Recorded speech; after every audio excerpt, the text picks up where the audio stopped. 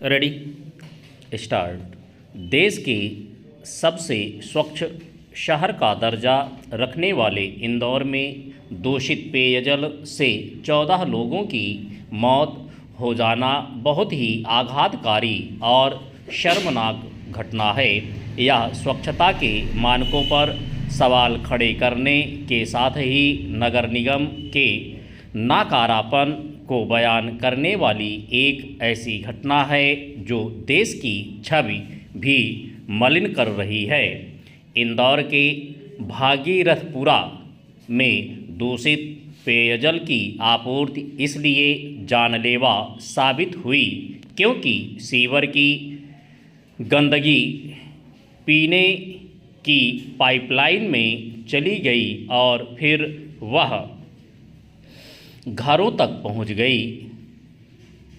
यदि दूषित पेयजल आपूर्ति की शिकायत पर तत्काल ध्यान दिया गया होता तो इस भयावह त्रासदी को रोका जा सकता था, लेकिन जैसा कि अपने देश में होता है, गंदी जलापूर्ति की शिकायतों पर तब तक ध्यान नहीं दिया गया जब तक लोग मरने नहीं लगे।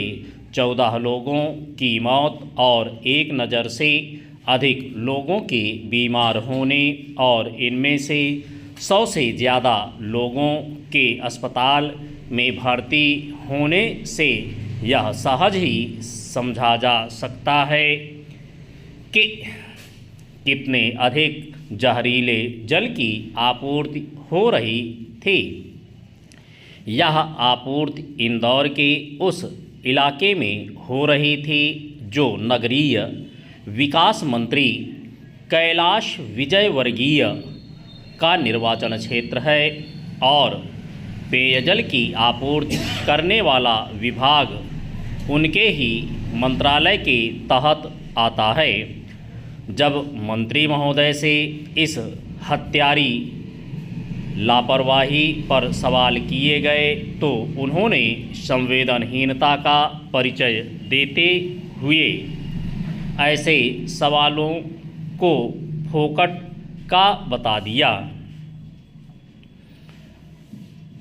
इससे संतुष्ट नहीं हुआ जा सकता कि चौतरफा आलोचना से घिरने के बाद कैलाश विजयवर्गीय ने खेद जता दिया क्योंकि उनकी यह संवेदनहीनता तो प्रकट हो ही गई जो ऐसी घटनाओं का कारण बनती है।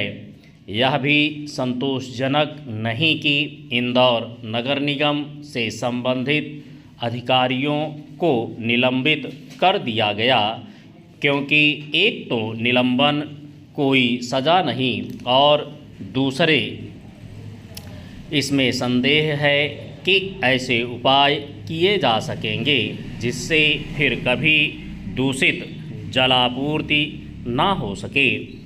यह समझा जाए तो अच्छा कि स्वच्छ पेयजल की आपूर्ति केवल इंदौर नगर निगम को ही सुनिश्चित नहीं करनी क्योंकि देश में आमतौर पर पेयजल की गुणवत्ता संतोषप्रद नहीं। इसका प्रमाण यह है कि लोगों को स्वच्छ पेयजल के लिए आरओ आदि का सहारा लेना पड़ता है या फिर पीने का पानी खरीदना पड़ता है। ऐसा इसलिए है क्योंकि एक ओर जहां पेयजल की गुणवत्ता के मानकों की अनदेखी होती है वहीं दूसरी ओर और टूटी फूटी पाइपलाइनों की सुधि मुश्किल से ली जाती है। इसका परिणाम यह है महानगरों तक में गुणवत्ताहीन पेयजल की आपूर्ति होती है। इसके चलते प्रति वर्ष टाइफाइड, हेपेटाइटिस और हैजा जैसी जल जनित बीमारियों के लाखों मामले सामने आते हैं। यह तथ्य नीति आयोग के समग्र जल प्रबंधन सूचकांक का है।